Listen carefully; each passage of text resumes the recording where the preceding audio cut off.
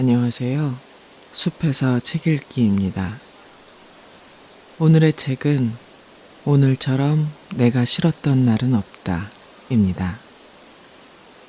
저자는 글배우, 출판사는 21세기 북스입니다. 다음은 인터넷 교보문고의 책 소개를 발췌한 내용입니다.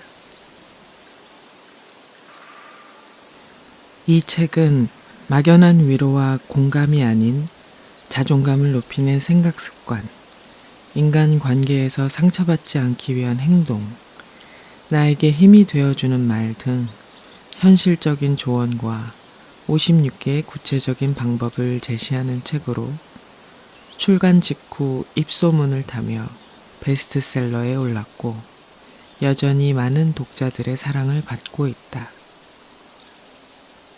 매 문장마다 느껴지는 담담한 울림과 진정성, 그리고 한 글자 한 글자 마음을 다해 진심을 전하려는 저자의 감성이 더해진 이 책은 답답한 현실과 불안한 미래를 이겨나갈 수 있는 힘이 되어줄 것이다.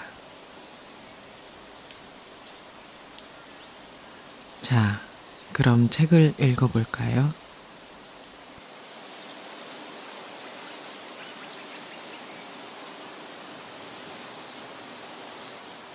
모든 게 다 내 탓이라고 생각이 든다면, 자존감이 낮으면 힘든 이유는 어떤 문제가 생겼을 때 모두 자신에게서만 그 문제를 찾기 때문입니다. 자존감이 낮으면 모든 문제를 자신에게서만 찾습니다. 상대의 탓도 있을 텐데 누군가를 미워하다가도 결국 자신에게서만 탓을 찾습니다. 그래서 늘 그 문제가 자신 때문이라 생각하여 현재에 집중하지 못하고 과거에 많이 집착하고 과거에 대한 후회와 미련으로 현재를 힘들어합니다. 사람이 누군가를 미워하면 마음이 굉장히 힘듭니다. 그런데 그 미워하는 대상이 나라면 몇 배로 마음이 힘듭니다. 그런데 더 힘든 건 이게 순간적으로 끝나는 게 아니라 지속적이라는 것입니다. 그래서 문제가 생길까봐 두려워합니다. 또 자신이 자신의 문제를 찾는 것이 너무 힘들어서 그래서 문제를 만들지 않기 위해 최대한 참고 주위 사람을 잘 맞춰줍니다. 그래도 문제가 생깁니다. 왜 그럴까요? 내가 아무리 잘하려고 해도 문제가 생길 수밖에 없는 이유는 두 가지 이유입니다. 첫째, 그건 나 혼자 잘한다고 되는 게 아니기 때문입니다. 둘째, 아무리 잘하려고 해도 항상 잘할 수는 없기 때문입니다. 나도 사람이기에 잘하지 못할 때도 있습니다. 그럼 이 두 가지를 어떻게 해결할까요? 내가 아무리 잘하려고 해도 나도 사람이기에 잘할 수 없을 때도 있고, 내가 아무리 잘해도 상대로 인해 문제가 생길 수 있다는 걸 인정하는 것입니다. 그럼 나 혼자 하루 종일 나만의 문제 찾기, 과거의 상황을 계속 생각하는 시뮬레이션, 이렇게 할 걸, 이렇게 하면 달라졌을까 등등 모든 책임을 나에게 전가해 힘들어하는 크기와 시간을 줄일 수 있습니다. 10번을 잘해놓고선 한두 번의 작은 실수에 스스로를 너무 자책하며 이 시간을 힘들어하지 않기를 바랍니다.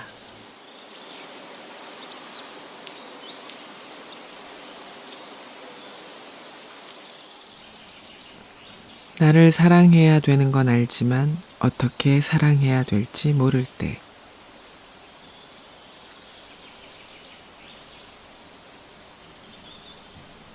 자존감을 높이는 방법은 당연히 나를 사랑하는 것입니다. 그걸 모르는 사람은 없습니다. 그러나 우리가 고민하는 이유는 내가 나를 사랑해야 한다는 걸 알지만 나를 사랑하는 방법을 모르기 때문입니다. 어떻게 하면 내가 나를 사랑할 수 있을까요? 우선 내가 나를 알아야 합니다. 나는 어떤 마음이고 무엇이 힘들고 무엇을 얻고 싶고 무엇을 좋아하는지. 내가 나를 잘 모르면 나는 나를 사랑할 수 없습니다.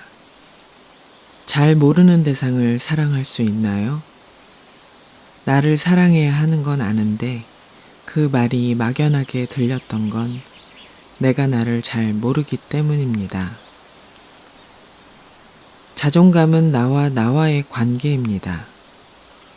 잘 모르는 사람과 관계가 좋을 순 없습니다. 그래서 막연히 나는 예쁜 사람이다 이런 말로 나의 자존이 올라가지 않습니다. 잘 모르는 사람에게 너는 예쁜 사람이라고 말해도 관계가 좋아지는 게 아닌 것처럼. 그래서 나를 사랑하기 위해서는, 나를 알기 위해서는 내가 나에 대해서 많은 질문을 하고 내게 새로운 무언가를 만나볼 기회를 많이 주어야 합니다. 많은 걸 만날 때 내가 어떤 반응을 하고 어떤 마음이 생기는지, 무엇이 싫고 좋은지 나를 알게 되는 것입니다.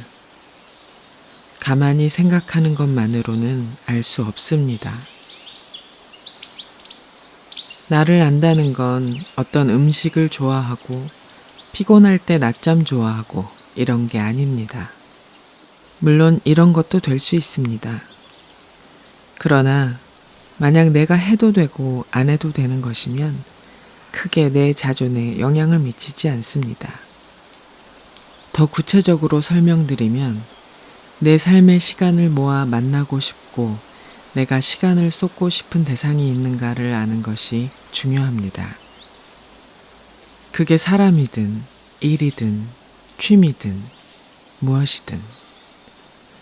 물론 하나가 아니고 여러 개라면 나를 더 잘 안다고 할 수 있겠죠.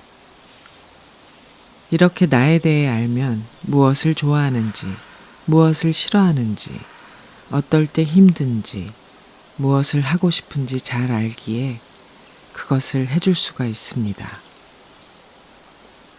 그것이 진정한 힐링이고 치유입니다.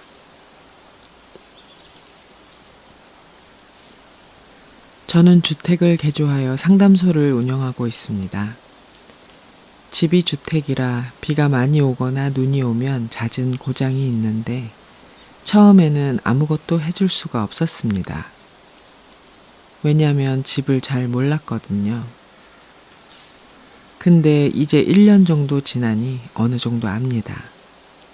어디가 왜 소리가 나는지, 무엇이 필요한지, 이런 소리이거나 이런 문제일 때는 어떻게 해야 하고 어디를 어떻게 해야 되고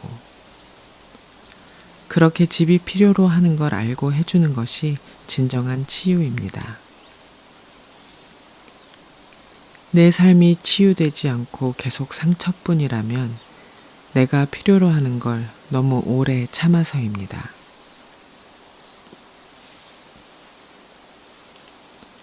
내가 나를 아는 만큼 나에게 맞게 삶의 문제나 힘든 순간이 생겼을 때 고쳐나갈 수 있습니다. 그리고 무엇을 좋아하는지 알면 무엇을 하고 싶다는 희망과 의욕이 생깁니다. 내가 지금 희망과 의욕이 없다면 그것 또한 내가 나를 잘 모르기 때문입니다. 그리고 내가 나를 잘 알게 될 때 나에 대한 믿음도 생길 것입니다. 우리가 인간관계에서 다른 사람을 믿으려면 그 사람을 잘 알아야 하는 것처럼 나도 나를 잘 아는 것만큼 나에 대한 믿음이 생길 것입니다. 그러니 지금은 나를 사랑하고 싶다면 나에게 나를 알아갈 시간과 노력을 주어야 할 때입니다. 그것이 진정한 자기애이고 나에게 맞게 나를 사랑하는 가장 좋은 방법입니다. 나는 항상 잘할 수 없습니다. 아무리 사람들이 나에게 강해 보인다고 말해도 속은 아프고 힘들잖아요. 때로는 나를 알아가는 시간 속에서 아프면 아파도 하고 지치면 지쳐하기도 하면 좋겠습니다. 표현하면 내면의 힘듦이 밖으로 덜어질 거예요. 그럼 또 내일을 살아갈 힘이 생길 거라 믿습니다.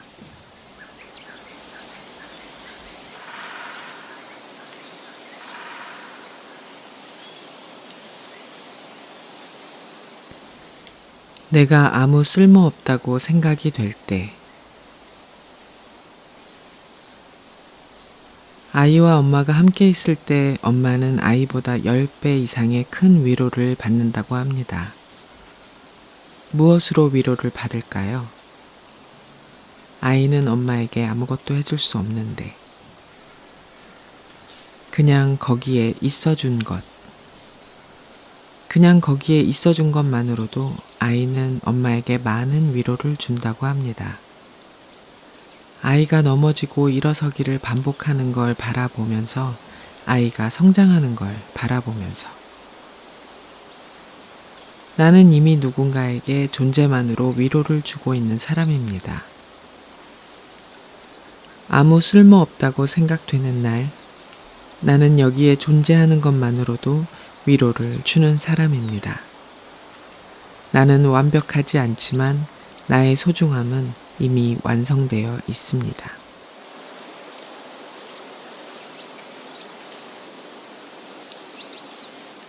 내성적인 걸 굳이 바꿀 필요는 없다. 내성적인 사람은 혼자 생각하길 좋아하고 하나의 상황을 깊게 보고 자신의 생각을 정리하길 좋아하며 정리한 내용의 좋은 것들을 가까운 사람과 나누길 좋아하며 나를 편하게 해준 사람에게 몇 배로 무언가를 주고 싶어 하고 나를 편하게 해준 사람에게 고마움을 자주 느낍니다. 왜냐하면 내성적인 사람은 새로운 사람에게 쉽게 편해지지 못하기 때문에 이미 편한 사람, 그리고 편해지고 있는 사람을 소중하게 생각하며 그들의 마음을 더 챙기기 위해 신경 쓰고 배려합니다.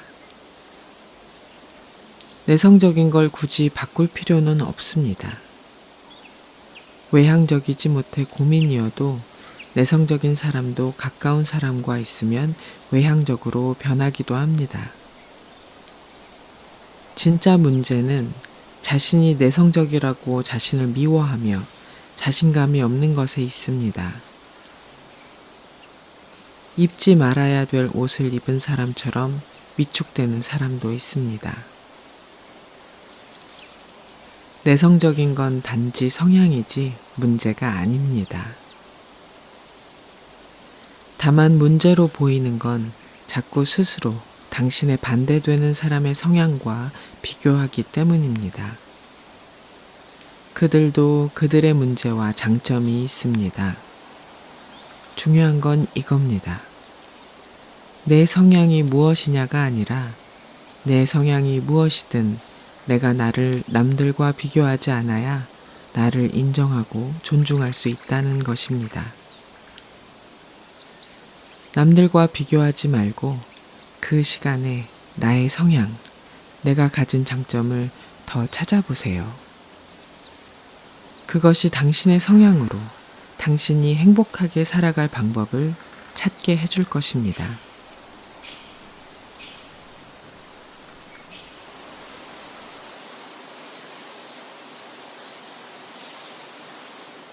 삶의 의지가 없고 권태가 찾아올 때,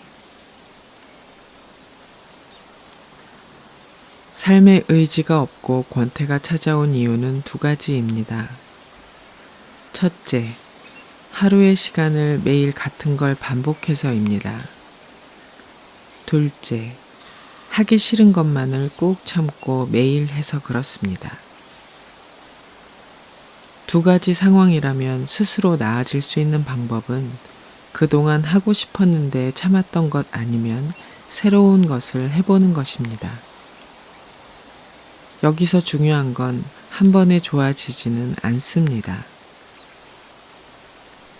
권태는 같은 걸 하기 싫은 걸 반복해서 온 것이기에 당장 권태가 사라지지 않아도 반복적으로 해보고 싶었던 것이나 새로운 것을 해보는 것입니다.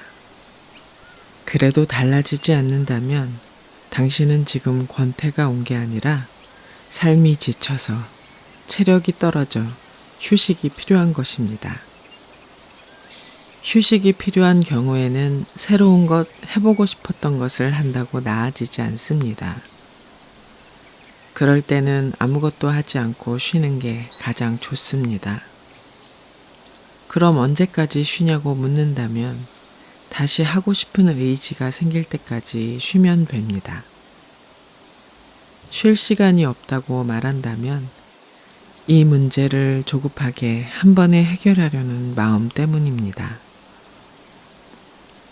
쉼을 한 번에 길게 가지지 못하면 나누어서 삶의 시간을 가지고 쉬는 것도 좋은 방법입니다. 쉬고 난 후에도 의지가 돌아오지 않을까 걱정이라면 그 걱정은 내가 미래를 걱정하는 습관 때문에 쉬지도 못하고 계속 걱정만 하고 있는 것입니다. 사람은 항상 한 가지 모습으로 살아갈 수 없습니다. 힘든 시간이 있다면 쉬고 싶고, 쉬다 보면 다시 무언가를 시작하고 싶은 것은 자연스러운 것이니 너무 걱정하지 말고 쉬세요.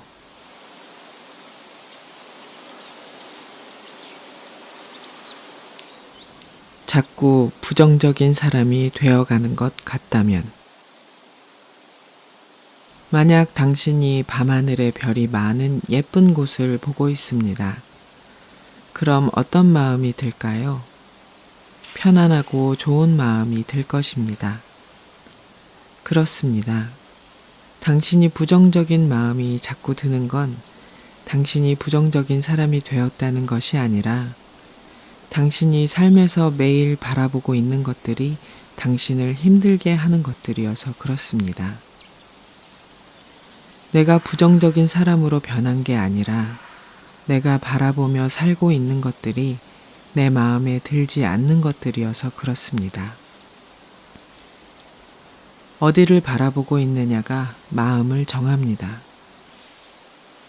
좋아하는 장소를 바라보면 마음은 긍정적으로 물들고 싫은 장소를 계속 바라보면 부정적인 마음이 계속 듭니다. 내 문제가 아닙니다. 내가 바라보고 있는 것이 내 마음에 들지 않아서입니다. 그렇다면 모든 걸 다 그만두고 내가 좋아하는 걸 바라봐야 하는가? 라고 하면 그럴 순 없습니다. 내가 좋아하는 것만 보며 살아갈 수 없는 것이 인생입니다. 그럼 어떻게 해야 될까요? 지금 바라보고 있는 내가 싫어하는 환경을 이제부터 최대한 내가 좋아할 수 있게끔 바꿔나가는 것입니다. 물론 그럴 마음이 없다면 그 환경을 그만두는 것이 좋습니다. 그렇지 않으면 당신의 마음은 늘 부정적일 것입니다. 어떤 시도든 좋습니다. 내가 싫어하고 매일 봐야 하는 그 환경을 매일 봐야 한다면 더 이상 부정적인 마음이 들지 않게 최대한 내가 바라는 상황에 맞게 나도 맞춰나가고 바꿔나가세요. 완벽히 마주한 문제를 해결하라는 것이 아니라 지금보다 더 나은 정도로 환경을 바꿔나가는 것입니다. 그 정도로 충분합니다. 왜냐하면 그 싫은 상황은 가만히 두어도 영원할 것이 아니라 시간이 지나 저절로 변하거나 사라질 것이기에.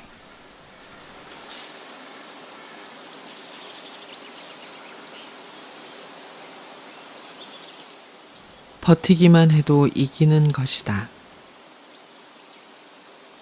항상 참아야 하는 직업을 가졌다면 늘 마음을 참고 참아 주위 사람들에겐 작은 일에 자주 짜증을 내게 되고 후회를 반복하며 스스로 괴로워할 것입니다.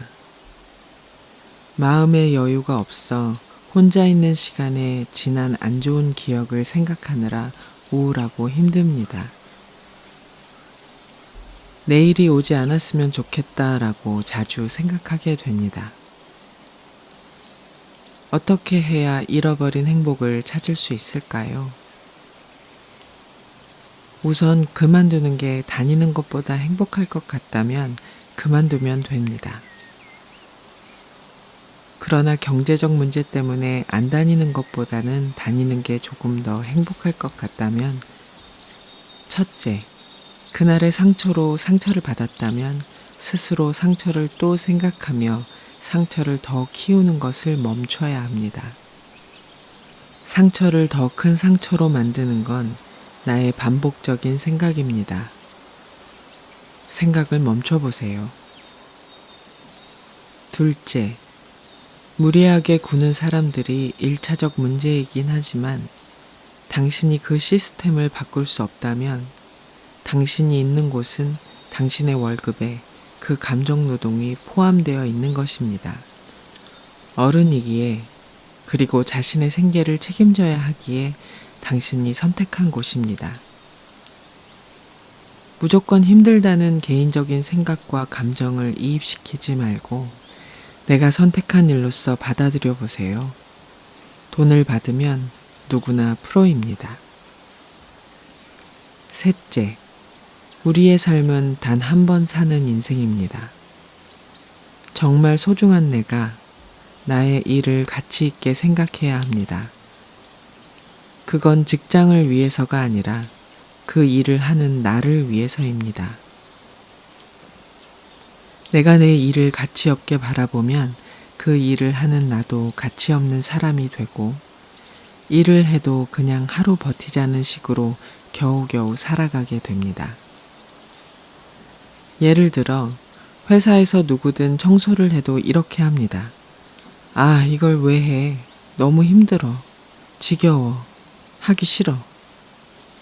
그럼 청소를 하면서도 짜증만 가득해집니다. 그 일은 당신이 그 회사를 다니기에 해야 되는 일입니다. 하기 싫다는 개인적인 감정으로 그 일을 가치 없게 만들면 안 됩니다. 그럼 당신도 가치 없는 사람이 됩니다. 생각을 바꿔보세요. 작은 예이지만 청소를 해도 내가 이 청소를 함으로써 주위의 사람들이 받게 되는 도움, 그리고 청소를 통한 나의 주변 환기, 내가 다니는 직장에서 모두를 위해 하는 일 등등. 이렇게 똑같은 일을 해도 일에 큰 의미를 부여해 보세요. 그동안 불평만 가득했다면 이것이 나의 삶을 조금 편안한 마음으로 인내하게 해줄 것입니다. 그리고 지금의 상황은 영원하지 않을 거라는 걸 기억하세요. 고객이 힘들다면 이 고객이 영원히 있지는 않을 거고, 상사가 힘들게 한다면 이 상사와 영원히 일하지는 않을 것입니다. 동료 때문에 힘들다면 이 동료가 영원히 있지는 않을 것입니다. 잠시뿐입니다. 그리고 당신이 버티기로 생각했다면 마음을 조금이라도 긍정적으로 갖는 것이 당신에게 하루를 버티는 큰 힘이 되어줄 것입니다. 너무 힘들 때에는 상황을 해결하려 하지 말고 그냥 버티기만 하세요. 버티기만 해도 이기는 것입니다.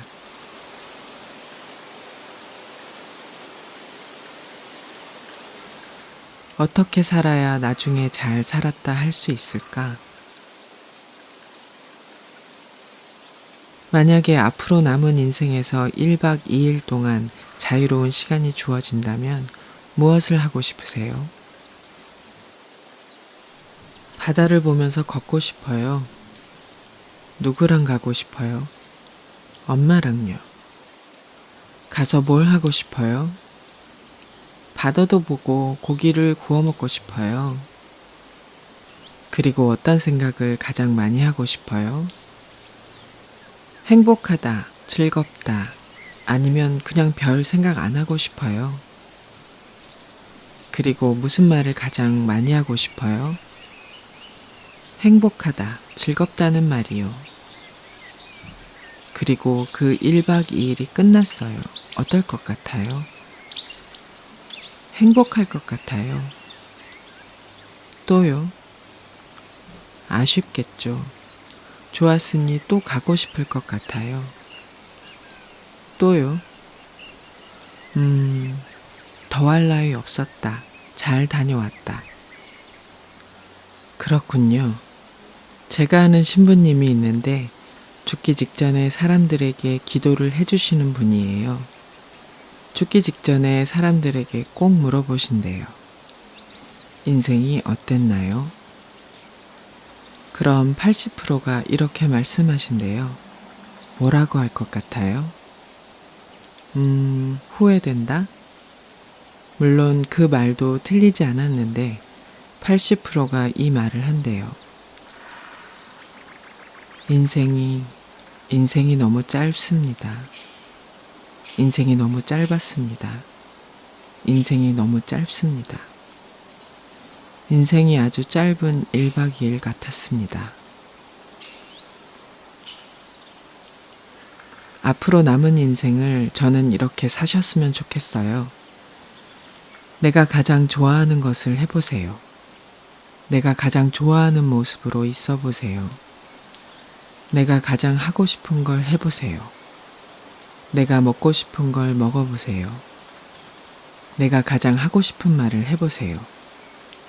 그리고 그렇게 산 후에 나중에 죽겠죠. 그리고 누군가 와서 이렇게 말할 거예요. 인생이 어땠나요? 그럼 그때 그렇게 사신 후에 이렇게 말할 수 있었으면 좋겠어요. 인생이 너무 짧았습니다. 1박 2일처럼. 그런데 저는 행복했습니다. 좋았고, 아쉽고, 또 가고 싶습니다. 더할 나위 없었다. 잘 다녀왔다. 말할 수 있을 거예요.